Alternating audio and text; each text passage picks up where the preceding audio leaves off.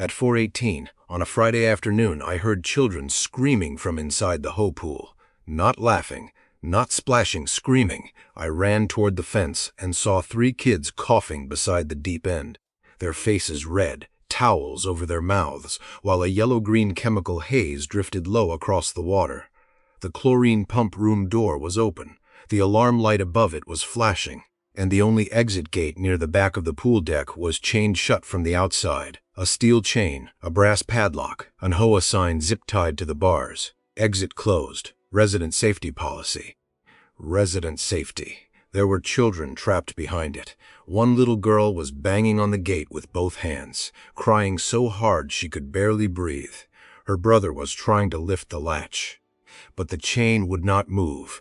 Another boy was kneeling on the concrete, coughing into a beach towel. I did not ask permission. I did not call the HOA. I grabbed the bolt cutters from my garage, cut the chain, and pulled those kids out through the back gate before the chemical smell got any stronger.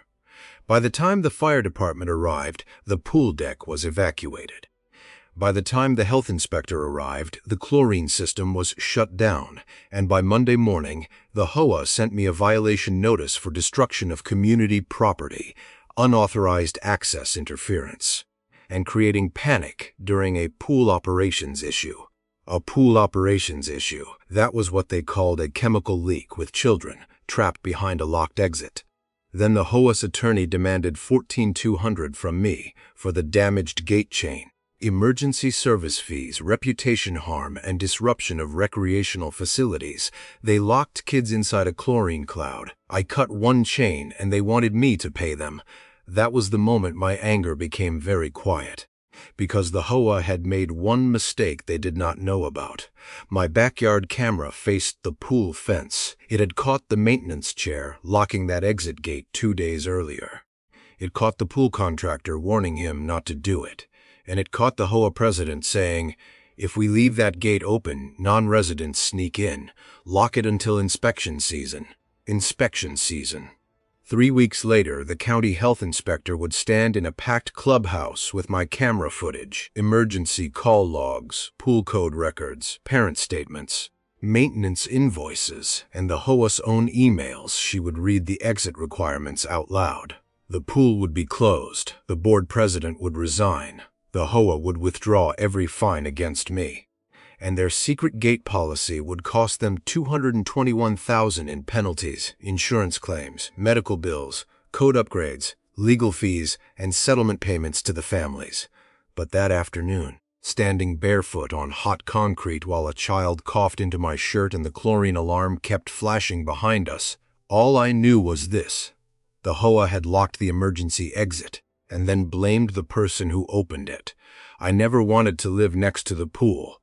That was the only thing I did not like about my house when I bought it. The house sat in a planned community outside Phoenix, Arizona, with stucco walls, desert landscaping, tile roofs, and an HOA that acted like beige paint was a sacred value. My backyard shared a block wall with the community pool area. From my patio, I could hear everything in summer: splashing, gate beeps, flip-flops, parents calling names, teenagers laughing too loud after sunset. I bought the house anyway because my sister lived 2 streets over. My job was nearby, and the price was the only one I could manage after my divorce. At first, the pool noise bothered me. Then I got used to it. I learned the rhythms. Morning lap swimmers, afternoon families, Saturday birthday parties, evening teenagers who thought whispering made them invisible. I also learned the problems. The pool gate never latched properly. The back exit gate stuck in hot weather. The pool pump room smelled too strong some afternoons. The emergency phone near the restroom worked only when it felt like it, and the HOA board hated being told any of that. I am not a pool expert. I am a school nurse. That means I am trained to notice when children are unsafe, when adults are minimizing risk, and when the phrase "is probably fine" is doing too much work. The first time I smelled chlorine strong enough to sting my eyes from my own backyard, I emailed the HOA management company. They replied that pool chemicals were maintained by a licensed contractor. The second time, I heard the pump alarm beep for almost an hour before anyone came. I emailed again. No response. The third time I saw a child struggle with the back exit gate because the latch had jammed. I walked around to the front entrance and helped his mother get him out. I emailed the board, attached a photo, and wrote one sentence in bold. A pool exit gate that does not open easily is not a security feature. It is a hazard. That email became important later. The HOA president was Victor Ames. Victor had the kind of confidence that makes people mistake him for competent until something actually goes wrong. He wore golf shirts with the HOA logo embroidered on the chest. He spoke in phrases like liability exposure, resident experience, amenity control, and policy alignment. Every meeting felt like he was managing shareholders instead of neighbors. The maintenance chair was Ron Phelps. Ron was retired, handy, and wrong with enthusiasm. He believed every problem could be solved with a padlock, a laminated sign, or a stern email. He had once zip-tied the trash enclosure shut because someone left boxes outside the dumpster. He had once unplugged the clubhouse refrigerator to save energy without telling the book club their catered lunch was inside. Ron did not like non-residents using the pool. Nobody liked non-residents using the pool. But Ron saw trespass everywhere. If a teenager forgot a key fob, he called it unauthorized entry. If a grandmother held the gate open for a stroller, he called it tailgating. If a pool party had more guests than the rule allowed, he called it amenity abuse. By early summer, the board started talking about tightening access. At the June meeting, Victor announced a new resident safety policy. The front pool gate would require key fob entry at all times. The side gate would be used for vendors only. The back gate near my wall would be kept closed except for maintenance access. I raised my hand. I asked whether the back gate was an emergency exit. Victor said the front gate remained available. I said, emergencies do not always happen near the front gate. Ron said the back gate was the source of most unauthorized pool entry. I asked whether fire or health officials had approved locking it. Victor smiled. He said the board would not implement anything inconsistent with code. That answer was not an answer. After the meeting, I emailed the management company and asked for written confirmation that all pool exits would remain operable from the inside without keys, tools, special knowledge, or HOA permission. No one replied. 2 days later, I heard Ron and Victor behind my wall. I did not know my camera was recording them. Not yet. The day of the chlorine leak was brutally hot. 108 degrees by lunch, the kind of Arizona heat that makes metal gates burn your palm and makes the pool look less like fun and more like survival. I was home early because school was out for summer break, and my clinic paperwork could wait until Monday. Around 4, I was in the kitchen making iced tea when I heard the first scream. At first I thought it was normal pool noise, then I heard coughing, then a child yelled, "The gate won't open."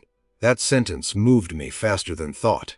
I ran outside through my side yard, and toward the pool fence from the outside, I could see through the black metal bars near the back gate. 3 kids were inside.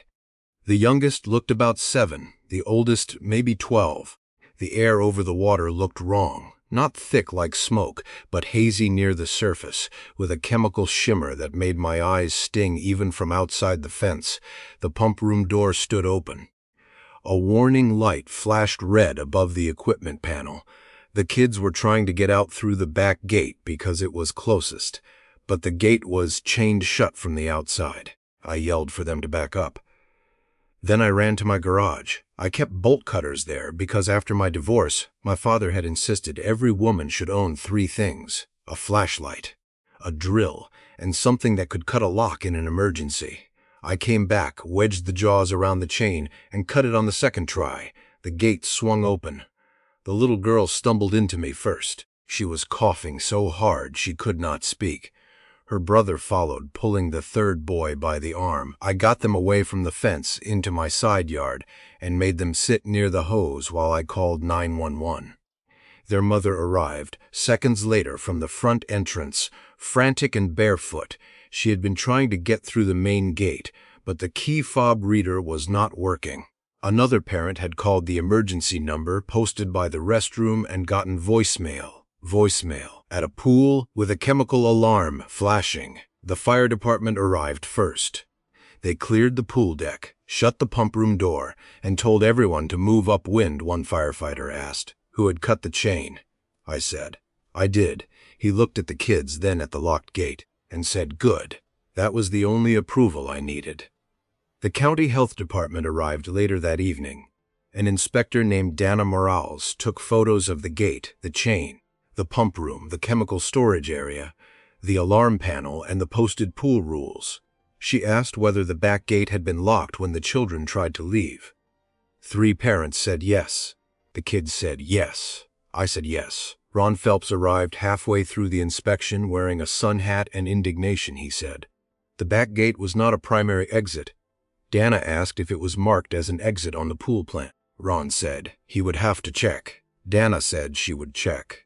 Victor arrived after Ron. He looked at the cut chain like it was the victim. He said residents needed to understand that breaking HOA property during an operations issue created confusion. I told him. Children were trapped in chemical fumes, he said. I should not use inflammatory language. Inflammatory. My eyes were still burning. By Monday, the HOA violation notice arrived.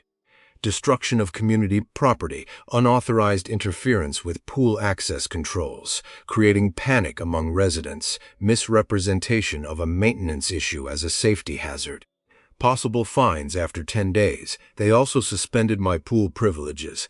I stared at that line for almost a full minute. I lived next to the pool. I had pulled children out of it, and they suspended me from using it.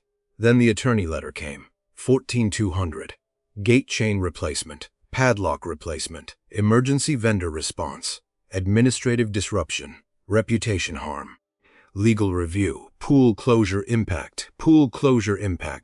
They wanted me to pay for the pool being closed after they locked the emergency exit, that night after I calmed down enough to think. I remembered my backyard camera. It faced the top of my wall and part of the pool fence, because I had installed it after teenagers threw soda cans into my yard. I opened the app. I went back 2 days, and there they were, Ron Victor, a chain, a padlock, and the sentence that changed everything, lock it until inspection season. The video was clearer than I expected. 2 days before the leak, at 7:36 p.m., Ron walked up to the back pool gate, carrying a coil of chain. Victor followed with a clipboard. A pool contractor stood near the pump room, with his hands on his hips. The contractor said, "You can to lock an exit gate from the outside." Ron said it was not an exit. The contractor pointed at the gate. "It opens to the outside. It's on the plan if you lock it." "People can get out," Victor said. "If we leave that gate open, non-residents sneak in. Lock it until his inspection season." The contractor shook his head. "I'm not signing off on that," Victor said. Then Ron wrapped the chain through the gate bars. Victor held the padlock. The contractor walked away. I watched the clip 3 times before I called an attorney. Her name was Monica Bell, and she handled HOA disputes, premises liability, and safety code cases. She had the voice of someone who had learned to sound calm because everyone else usually was not. I sent her the HOA violation, the attorney demand, my emails, the camera footage, photos of the cut chain, parent statements I had already received by text, and the names of the children's families. She called back 20 minutes later. "Do not respond to the HOA directly," she said, "and do not delete anything." I backed up the footage immediately. Cloud, external drive, USB. Then Monica sent preservation letters to the HOA, the management company, Victor, Ron, the pool contractor, the HOA attorney, and the county health department. She demanded pool maintenance records, chemical logs, gate inspection records, key fob logs, emergency phone records, board emails, contractor warnings, violation drafts, photos, invoices, and all communications about locking the back gate. The parents got involved too. The little girl's mother, Ashley, sent me a written statement. Her daughter had coughed for hours afterward and had been checked at urgent care. The older boy's father sent a statement saying his son had tried the front gate, but the key fob reader failed during the panic. Another parent confirmed the emergency phone went to voicemail. Monica collected everything. Then she pulled the county pool code. I am not going to pretend I understood every section, but one part was clear enough: exit gates serving a public or semi-public pool had to be operable from the inside without a key. Tool, special knowledge, or effort beyond normal operation.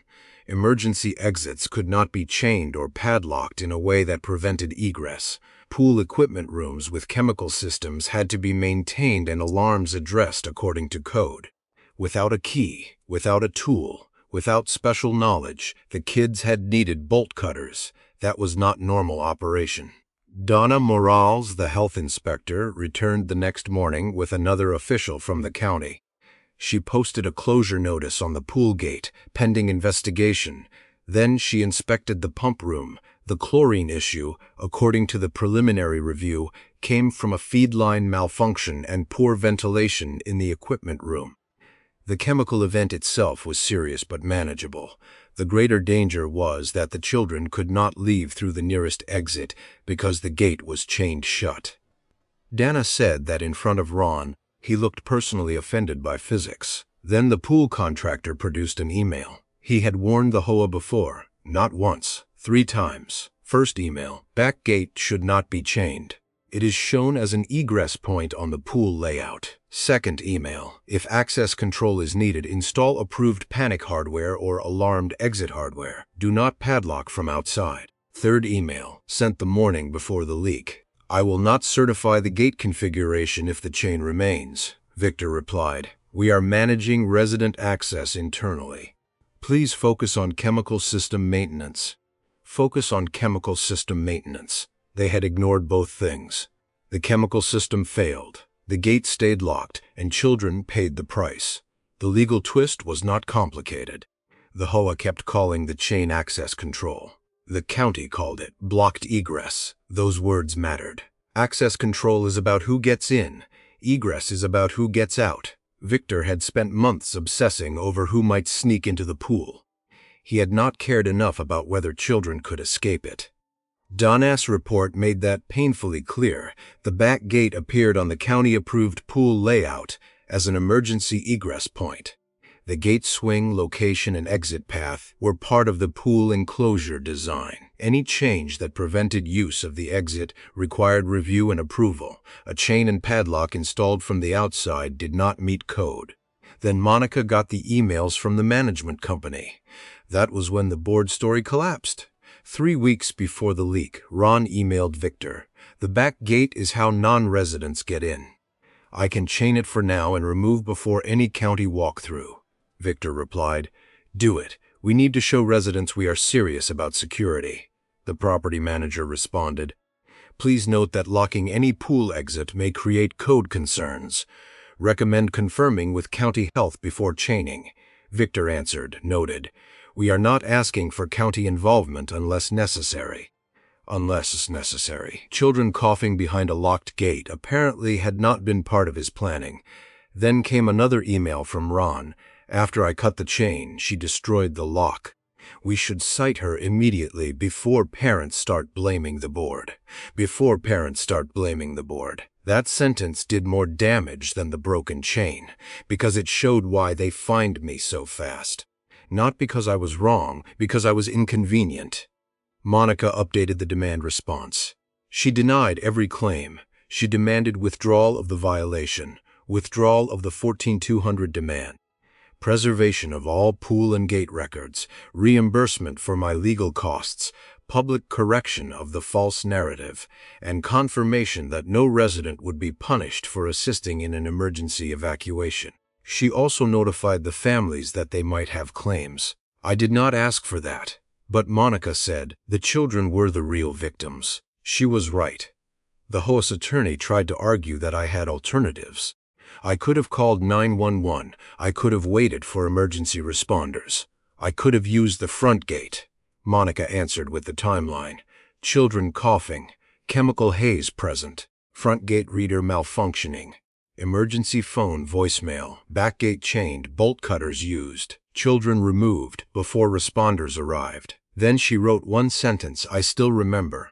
No reasonable safety policy requires a homeowner to watch children cough behind a locked emergency exit while waiting for permission to cut a chain. The HOA stopped sending aggressive letters after that. But the county was just getting started. Dana issued a formal notice of violation. The pool had to remain closed until the HOA corrected gate hardware, repaired the emergency phone, serviced the chemical system, documented alarm response procedures, retrained pool vendors and board designees, and passed reinspection. The county also requested all communications about the back gate. Victor tried to resign quietly. The board asked him to stay through the investigation. That was their second mistake, because public meetings are harder when the president who wrote the emails is still sitting in the center chair. The clubhouse was full the night Dana Morales came to speak. Parents packed the front rows. Some had children who were there that day. Some had children who used the pool every week. Some were just angry that the board had chosen a padlock over common sense. Victor sat at the front with Ron and the remaining board members. The HOA attorney sat beside them, expressionless, which somehow made everything feel worse. Donna began with the pool layout. She put the approved enclosure plan on the screen and pointed to the back gate. Emergency egress. Then she showed a photo from the day of the incident. Same gate, same bars, same chain, same padlock. Then she explained the difference between entrance control and exit safety. She said, pool operators may control entry, but they cannot block required exits in a way that traps occupants during an emergency. Then Monica played my camera footage, the contractor warning them. Ron saying the gate was not an exit. The contractor saying it was on the plan. Victor saying, lock it until inspection season. The room reacted before the clip ended. A woman in the front row said, my daughter was in there. Victor stared at the table. Ron crossed his arms like posture could save him. Then Dana read the contractor emails. Back gate should not be chained. Do not padlock from outside. I will not certify the gate configuration if the chain remains. Then she read Victor's reply. We are managing resident access internally. Then Ron's email after the incident. We should cite her immediately before parents start blaming the board. The room changed after that. It stopped being anger. It became disgust. The father of one of the boys stood up and asked Ron whether he understood that his son had been coughing on the concrete while adults worried about a chain. Ron said. The board had been trying to address unauthorized access. The father said, my son was trying to get out. No one applauded. It was too heavy for that. Donna issued the county's requirements publicly. The pool would remain closed until all exit gates were fitted with approved hardware. The emergency phone was repaired and tested. The chemical system passed inspection. Alarm response procedures were documented. And staff or designated volunteers were trained. The HOA also had to submit a written policy stating that no gate, exit, fence opening, or emergency path could be chained, padlocked, zip-tied, blocked, or disabled without county approval. Then the board turned to my violation. The HOA attorney said the association was withdrawing the notice and demand in light of additional information. Additional information. 3 children coughing behind a locked gate apparently counted as additional information. Monica asked for a public correction. The attorney hesitated. The parents did not. By the end of the meeting, the board read a statement saying I had acted during a perceived emergency to assist minors exiting the pool area, that the chain had not been code compliant, that the violation and 14,200 demand were withdrawn, and that residents should not interfere with emergency assistance. It was not an apology, but it was the record. The insurance claims took months. The families filed claims for medical evaluation, distress, and exposure-related costs. My legal fees became part of the HOA dispute. The pool closure triggered repair costs, code upgrades, inspection fees, vendor replacement, and higher insurance scrutiny. The HOA's carrier covered some damages, but not all, because intentional policy decisions and ignored warnings complicated coverage. The final documented cost reached $221,000. The largest part was not the broken chain. It was medical claims, legal fees, code upgrades, pool closure costs, emergency phone replacement. Approved gate hardware, chemical system repairs, insurance administration, county penalties, and settlement payments to the families whose children had been trapped. Victor resigned the next morning. Ron was removed from the maintenance committee. The pool contractor terminated the HOA contract and sent a final invoice with one line highlighted: "Safety recommendations ignored by client." That line made its way into the next board packet. Nobody missed it. The pool stayed closed for 7 weeks in Arizona summer. That was almost a neighborhood crisis by itself. But for once, most people understood why. The back gate was replaced with approved panic hardware. The front key fob reader was repaired. The emergency phone was tested every week. The pump room got ventilation repairs and a new alarm protocol. The pool rules were rewritten in plain language. All exits must remain operable from inside the pool area at all times. No chains, no padlocks, no zip ties, no exceptions. I walked past that sign the day the pool reopened and stood there longer than I meant to. The little girl who had coughed into my shirt came back with her mother 2 weeks later. She did not go into the deep end. She sat on the steps, feet in the water, holding a pink pool noodle like a shield. Her mother hugged me. I did not know what to say. Thank you felt too small. Sorry felt too late, so I just hugged her back. My backyard was quieter after that, even when the pool was full. Not because people made less noise, but because the sound felt different. Kids laughing is very different from kids screaming. Once you have heard the difference, you never forget it. I kept a folder labeled Pool Gate. Inside were my emails, the violation notice, the 14,200 demand, the camera still, the county report, the contractor warnings, the parent statements, the HOA correction letter, and one printed image from the footage. Victor holding the padlock, Ron holding the chain, the contractor walking away. I kept it because bad decisions often look ordinary while they are happening.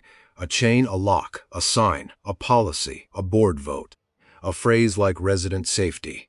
And then one afternoon a child cannot breathe on the wrong side of a gate, so if your HOA, condo board, pool committee, landlord or neighbor ever locks an exit, blocks a gate, chains a path, disables a latch, or says an emergency route is only for authorized use, do not ignore it because it looks official. Ask for the code approval. Ask for the inspection record. Take photos, save emails, report hazards before someone has to scream through a fence. If this story made you think of someone who needs to hear it, share it with them. Leave your thoughts in the comments. Save the video and subscribe for more stories about ordinary residents who learned that safety is not a sign on a locked gate. Safety is getting out because I did not beat the HOA by cutting a chain. I beat them by proving why the chain should never have been there.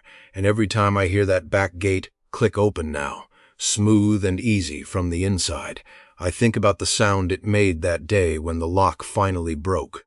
It was not the sound of damage, it was the sound of children getting out.